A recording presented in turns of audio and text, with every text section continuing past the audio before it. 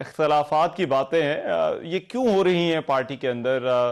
कि इख्तलाफात है, लीडरशिप पर अदम एतमाद है। नहीं सर, मैं समझता हूँ कि ये एक मुनज़्ज़म प्रोपेगेंडा है जो पिछले 3-4 दिनों से एक फेक न्यूज का बाजार गर्म है। खबरें आती हैं कि शायद चेयरमैन और सेक्रेटरी जनरल को हटा दिया गया है, और फिर उससे व्हाट्सएप ग्रुप्स में और फिर लोग उसकी ट्वीट भी करते हैं और वो पूरा एक ट्रेंड बनाते हैं उसका। बाद में हम इसको कहते हैं, बार बार कहते हैं कि ये झूठी खबरें हैं, आप इस पर तवज्जो न करें। फिर सलमान अकरम राजा साहब के हवाले से खबर आई, but he still working as a secretary general.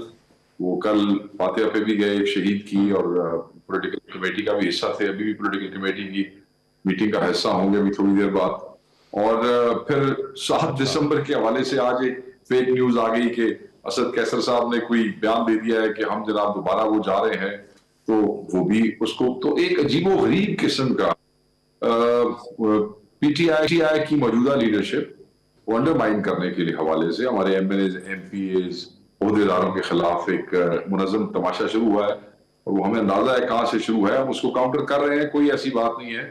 यहाँ अगर कोई झूठा अच्छा। प्रोपेगेंडा फैलाया जाता है तो फिर उसको काउंटर भी हो जाता है। अच्छा। प्रॉब्लम असल में ये है अच्छा। कि क्योंकि यही लीडरशिप है जो इतनी बड़ी मोबिलाइजेशन को, जैसे सरदार अली अमीन गंडापुर साहब हैं और हमारे बाकी दोस्त केपीके से हैं, हाँ। इतनी बड़ी मोबिलाइजेशन को जी। उन्होंने इंश्योर किया है तारीखी तौर पे। तो अब ये लोगों को अंडरमाइन करना चाहते हैं। हर आदमी का अपना अपना रोल था इस अच्छा। सारी मार्च में। मेरा अच्छा। रोल आपको पता है मीडिया के हवाले से ठीक था, है। आप लोगों से राब्ता करना, प्रेस जी। कॉन्फ्रेंसेज, जो सहाफियों के साथ राब्ता उस दिन का था। Chairman was doing something else. ये जो आपके सलमान अकरम राजा साहब थे, he was in Lahore because he is from Lahore. He and Hammad Azhar had to bring people out अच्छा। Of Punjab and Lahore. तो स्टफ लाइक दैट, हर किसी की अपनी अपनी रिस्पॉन्सिबिलिटी थी। कोई बेचारा बहुत अच्छे तरीके से कर गया, किसी के लिए हर्डल ज्यादा थी, किसी के लिए ऑब्स्टिकल कम थी, किसी के लिए ऑब्स्टिकल्स थी ही नहीं। तो अब उस सारे को तमाशा बना के अगर ठीक ये है। प्रोपेगेंडा करते हैं तो उस प्रोपेगेंडे की उम्र सिर्फ 15 से 20 अच्छा। मिनट का एक ट्वीट तो होता है, उसके एक बाद तो खत्म हो शेख साहब, जाती है। आपने कहा कि असद कैसर साहब वाला जो बयान है दोबारा इस्लामाबाद आने का, वो उनकी तरफ से नहीं कहा गया। मतलब ये जी नहीं क्योंकि कहा। ये कुछ जगह पर जो है वो बात हो रही थी। अच्छा। और दूसरा, सेक्रेटरी जनरल भी काम अपना सर, जारी रखे हुए हैं। जी तो साहबजादा जी हामिद रजा साहब का क्या स्टेटस है? सर, साहबजादा हामिद रजा मैं आपको बताता हूँ। साहबजादा हामिद रजा साहब मेरे हाँ भाई जी। हैं, मेरा तो उनसे बड़ा करीबी रिश्ता है। और वो जी। हमारे इत्तेहादी हैं। He is not Pakistan Tehreek Insaf, he is Sunni Ittehad Council. और हमारे वो इत्तेहादी हैं जिन्होंने बड़े औखे टाइम में पाकिस्तान तहरीक इंसाफ को अपना प्लेटफॉर्म दिया। अगर आप जैसे आपको याद हो सारी, तो वो हमारे पॉलिटिकल कमेटी या हमारी कोर कमेटी का हिस्सा होते हैं, because obviously he was the chairman. हमारे तमाम लोग जो थे ठीक वो है। एसआईसी में थे। तो उन्होंने ये कहा कि जी मैं कोर कमेटी और पॉलिटिकल कमेटी का हिस्सा नहीं रहूंगा। उनकी कोई रिजर्वेशन थी, और उसके बाद वो रिजर्वेशन दूर हो गई। He still member of the political committee. केड़े रेजिग्नेशन सर, पॉलिटिकल कमेटी और कोर कमेटी दी ते ना कोई अपॉइंटमेंट लेटर होंदे अच्छा। ते जेदे अपॉइंटमेंट लेटर कोई नहीं होंदे ओदा रेजिग्नेशन कोई नहीं होंदा। हाँ। ठीक है सर। तो अच्छा। वो ठीक। जिसने इतने ठीक। औखे वक्त में पाकिस्तान तरीके इंसाफ को जो है वो प्लेटफॉर्म दिया। अब ये लोग समझते हैं कि वो तरीके इंसाफ को छोड़ जाएगा या फोरम छोड़ जाएगा। वो बड़े बाप का बेटा है। बड़े से बात यह है कि अच्छा। एक मजहबी तौर पे एक बड़े घराने से उनका ताल्लुक है। और मतलब है कि वो, मैं नहीं समझता कि इस किस्म की खबरें जो है वो वो हमें हमारे मिशन से पार्टी का हिस्सा है। पार्टी का हिस्सा है। वो सर देखो, मैं लेकिन मेरी गल सुनो, छोटी मोटी इसमें। छोटा मोटा हाँ खड़का जी। धड़का तो असं पार्टी वाले आपस में ही मुका लेंगे ना। असं सानू वो अपने कपड़े बाहर धोने की ठीक लोड़ है। तो है नहीं ना सर। लेकिन रऊफ हसन साहब ने एक जगह पर कहा था कि एहतसाब होगा, पूछा जाएगा। तो ये जो लोग बंदे नहीं ला सके, पार्टी के अंदर कोई सोल सर्चिंग हो रही है कि ये एहतजाज जो सर धरना अभी तो क्या हुआ, या देखें, उसका पार्टी कोई जो है पार्टी असर में होगा? हाँ। अभी तो सर पार्टी में अभी तो देखें ना सर, अभी पार्टी इतने बड़ी मोबिलाइजेशन के बाद वापस आई है। पार्टी के पास कंफर्म 12 शहादतें हैं। सैकड़ों लोग संगीन शदीद जख्मी हैं, किसी वक्त कोई एक्सपायर हो सकता है। और कुछ लोग ऐसे हैं जो कि जो जिनकी तबीयत संभल नहीं पा रही है। मैं ये समझता हूं कि हमारे लिए ये सदमा अभी इतना बड़ा है, ये मसाइल हमारे लिए इतने बड़े हैं कि इस वक्त इस किस्म की गुफ्तगू करना, हम तो बहुत से चैलेंजेस से डील कर रहे हैं। मोबिलाइजेशन हुई, बंदों को गोलियां लगी, लोग जख्मी है, लोग मिसिंग है, लोग जो है वो हजारों की तादाद में जो है, आपने देखा कि एटीसी पिंडी ने 5,600 कितने लोगों को का रिमांड किया है, कितने हजार बंदे डिटेन है। हमारे लिए ये बड़ा चैलेंज है। हर चीज रिपोर्टेड है, हर चीज का रिकॉर्ड हमारे पास है। जब टाइम आएगा एहतसाब भी होगा, और क्यों नहीं होगा, मगर इस वक्त इस किस्म की गुफ्तगू करना, और ये जो शहादतें हमारे कंधों पे है इस वक्त, और जो नौजवान जख्मी है उनको संभालना, और फिर खान साहब की रिहाई, खान साहब की सेहत सलामती, ये बहुत से चैलेंजेस हैं। हम इस वक्त अपनी अटेंशन डाइवर्ट नहीं करना चाहते। जिस चीज ने अपने टाइम पे होना है उसने होना है, वो होगी। मगर इस वक्त उसको टॉप पे, एक और चीज देखिए, जो इस वक्त इमीडिएट थ्रेट्स हैं उनको भूल जाना, that would not be advisable, and that's not what we are doing. देखिए राइट से, और बिल्कुल ठीक, लेकिन एक वो बुशरा साहबा के हवाले से बार बार सवाल पूछा जा रहा है, क्योंकि आज फिर खबर आ जाती है शेख साहब उस तरह की कोई कि जिससे मीडिया को ताने बाने में लाना शुरू कर देता है। अब वो बशाल यूसुफजई वाली खबर आ गई कि उनको डी नोटिफाई कर दिया गया है। तो उसको आप, क्योंकि मरकजी सेक्रेटरी इतलात हैं, ये तमाम मामलात आपके पास हैं, उस पर पार्टी की क्या पोजीशन है?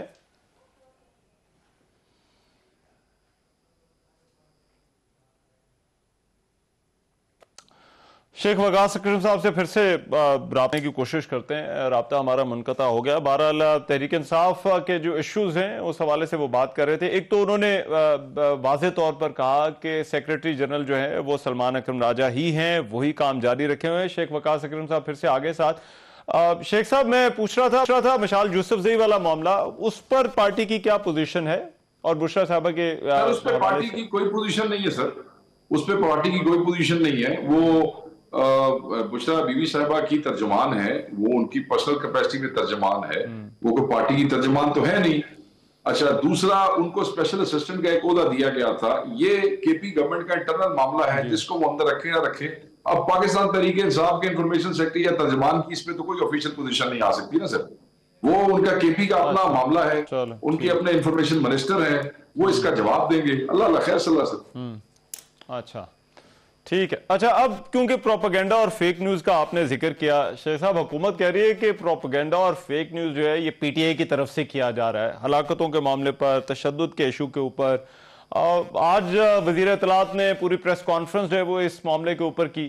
तो ये जो हुकूमत के इल्जामात हैं आप लोगों पर कि आप प्रोपेगेंडा और फेक न्यूज फैला रहे हैं, इस पर इसको आप किस तरह से देखते हैं?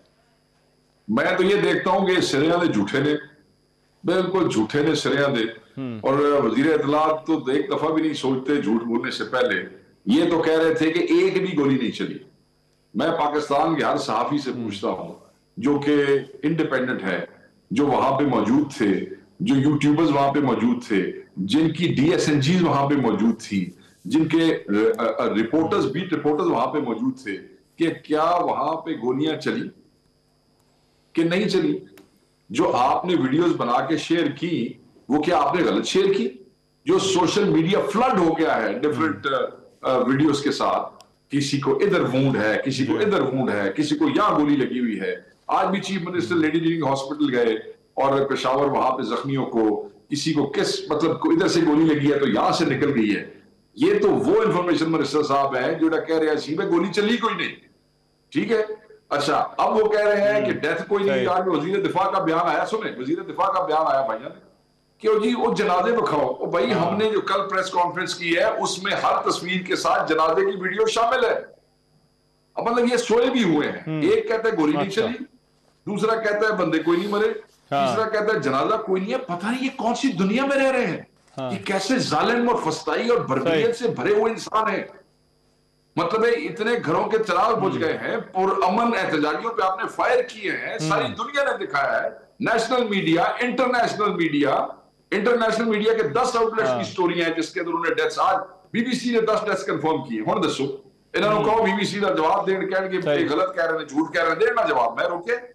हाँ। पाकिस्तान तहरीक इंसाफ की इनको बातें मगर शेख साहब, ये बड़े बड़े साजिद मुजस्सिम नहीं लाने में खोल आने की तरफ, ये बिल्कुल झूठ है, लेकिन शेख साहब आप झूठ है जी। अच्छा शेख साहब, मैं पूछना चाह रहा था, ये जो अभी इस वक्त सूरत हाल है, इसमें आपको हल क्या नजर आता है? क्योंकि ऐसा लग रहा है कि पाकिस्तान तहरीक इंसाफ ने फैसला कर लिया कि हमने जो कुछ भी है फैसला सड़कों पर करवाना है। हुकूमत शायद ये सोच बैठी है कि जो भी फैसला है वो ताकत से होना है। तो ये कोई हल है आपके सामने इस सारी सिचुएशन का? ताकत तो अल्लाह ताला की जात के अलावा और कोई ताकतवर नहीं है। ये तो हम इंसान दुनिया में जमीन पे बड़े तरह के चलते हैं। हालांकि कुरान में ये है कि सोच समझ के चलो। हम समझते हैं कि हम बहुत बड़े ताकतवर हैं, औकात से बाहर हो जाते हैं। अल्लाह ताला जो सबका है, हर मुसलमान का है, उसकी जात से डर के चलना चाहिए। मैं ये समझता हूं कि ये जो कत्ताल किया गया है, जो मैसेकर है इस्लामाबाद का, इसमें प्राइम मिनिस्टर, इंटीरियर मिनिस्टर और मौसूफ जो कहते हैं गोली भी नहीं चली, इन पे FIR होनी चाहिए।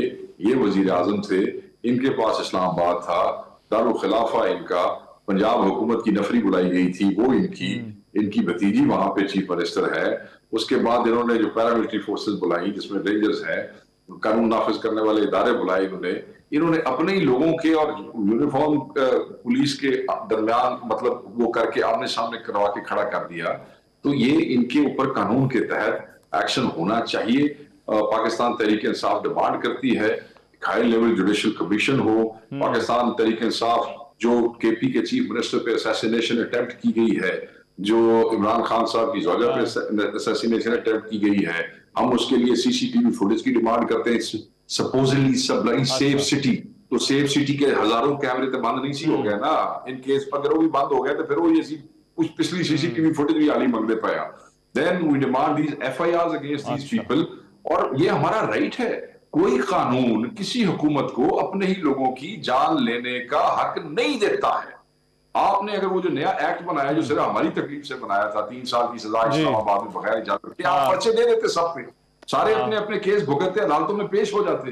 वो तुसी लोगों ने बच्चे मारते हो फिर गल्ला करते हो बैठ के, जाती की थी तुसी, जुल्म की था। लेकिन वो बार बार ये कह रहे हैं, देखिए कुछ नंबर्स शेख साहब, कुछ नंबर्स जो हैं वो जो पाकिस्तान तहरीक इंसाफ की तरफ से दिए गए उस पर वो कहते हैं ये एग्जैजरेटेड है। और तस्वीरों के हवाले से भी आज उन्होंने प्रेस कॉन्फ्रेंस में कहा, उन्होंने कहा गजा की तस्वीरें जो है वो शेयर की जा रही हैं और ये सोशल मीडिया पे सब कुछ जो है वो हो रहा है। अगर पाकिस्तान तहरीक इंसाफ के ऑफिशियल पेज से जो कई मिलियंस में है, या पाकिस्तान तहरीक इंसाफ के इंफॉर्मेशन सेक्रेटरी के पेज से, या चेयरमैन के पेज से, या सेक्रेटरी जनरल के पेज से कोई इस किस्म की चीज आई है, या हमारे बयान में कोई चीज आई है, तो फिर हम जिम्मेदार होंगे। मैं कल प्रेस कॉन्फ्रेंस कर रहा था और उसमें ऑफिशियल डाटा आपके साथ शेयर किया। हमारे पास 2 दिन पहले तक 8 कंफर्म थे। कल की डेट तक हमारे पास 12 कंफर्म हुए और 12वें का जनाजा रात 8 बजे 4 सदा में था। हमने कहा कि रिपोर्टेडली सैकड़ों लोग मिसिंग हैं, हजारों लोग मिसिंग हैं। उसमें से बहुत सौ का फेट हमें नहीं पता नहीं वो शहीद हो गए हैं, पता नहीं आपने गिरफ्तार कर लिए हैं। तो रिपोर्टेडली सैकड़ों लोग हैं जो जान से हाथ खो बैठे होंगे। बट हमारे पास कंफर्म जो है हम आपके साथ वो शेयर करेंगे। हम कोई हवाई बात नहीं करेंगे, कोई गलत बात नहीं करेंगे। हम इनको ये मौका नहीं देंगे कि ये हमारे सारे के सारा जो केस है उसका ये मजाक उड़ा सके। इनको तो इतनी शर्म नहीं आती। मेरी गल सुनो, मतलब है कि वहां पे आप उस रोड पे जहां आपने पाकिस्तान के लोगों की प्रॉपर्टी तोड़ी, गाड़ियां तोड़ी, कौन सी फोर्स को ये इजाजत है, किस कानून के तहत? क्या प्रोटेस्टर चले गए वहां से तो उनकी गाड़ियों के शीशे तोड़ दें, उनके टायर फाड़ दें, उनकी गाड़ियों को डैमेज करें? वो भी सू होने चाहिए। ये वो भी इनको उसका वो देना चाहिए। और फिर आप वहां फिर के आप कह रहे हैं कि ये लोग दुम दबा के भाग गए। 12 बच्चों माओ के लाल जो है जामे शहादत नोश कर बैठे, तुसी कह रहे चले गए। रियासत माँ की सी होती है। रियासत का सबर का पैमाना लबरेज नहीं होता। माँ बच्चों को मारती नहीं है। अच्छा, ये कौन सी हुकूमत है जो रियासी मशीन को अपने ही सब्जेक्ट्स के ऊपर छोड़ के बैठ गई? शेख साहब लास्टली मेरे पास जरा टाइम कम है, लेकिन ये बड़ा इंपॉर्टेंट है। इमरान खान के मामलात का ताल्लुक लीगल इश्यूज के साथ है, कानूनी मामलात भी हैं। फिर 26वीं आईनी तरमीम आप लेकर आए, वो भी आपका मुतालबा था, वो पार्लियामेंट्री इशू है। लेकिन तहरीक इंसाफ कहती है एहतजाज से ये मसला हल करना है। तो क्या जो कानूनी तौर पर और जो पार्लिमानी सियासत है उसमें अभी भी तहरीक इंसाफ इंटरेस्टेड है? देखें, हम पार्लियामेंट का हिस्सा है, हम अपने केसेस अदालतों में लड़ रहे हैं। मगर अदालतों के रास्ते बंद किए जाते हैं। अदालतों को 26वीं तरमीम के तहत उनके बेंचेस को यकमाल बनाने की कोशिश की जाती है, अपना इफेक्टिव कंट्रोल इंश्योर करने की कोशिश की जाती है। तो ऐसे में हमारे पास स्ट्रीट के अलावा क्या ऑप्शन थी? But we have been saying and we have been observing discipline and peace. हम सबको कहते रहे हैं कि हम पीसफुल प्रोटेस्टर्स हैं।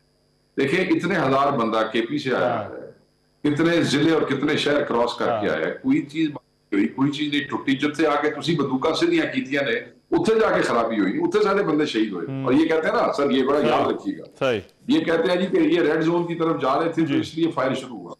ठीक है, पहले तो मंदे नहीं सी, फायर शुरू हुआ, फिर कहते ने कि रेड जोन। भाई जी, 24 नू असर और मगरिब के दौरान साउथ केपी जब सीपैक रूट से आ रहा था तो दाऊद खेल, मियां खेल वाली रुकावट दूर करते हुए पहले प्रोटेस्टर को वहां गोली मारी। वो तो रेड जोन दूर दूर तक नेड़े ही नहीं सी, उत्थे गोली मारी गई था। दसो। ठीक ठीक, राइट। बहुत शुक्रिया शेख वकास अकरम साहब हमारे साथ पहुंचे और बात कर रहे थे पार्टी के मौक़िफ़ के हवाले से। ये जो मामलात है, प्रोग्राम में भी एक ब्रेक शामिल कर रहा हूं, वापस आ रहा हूं इस ब्रेक के बाद।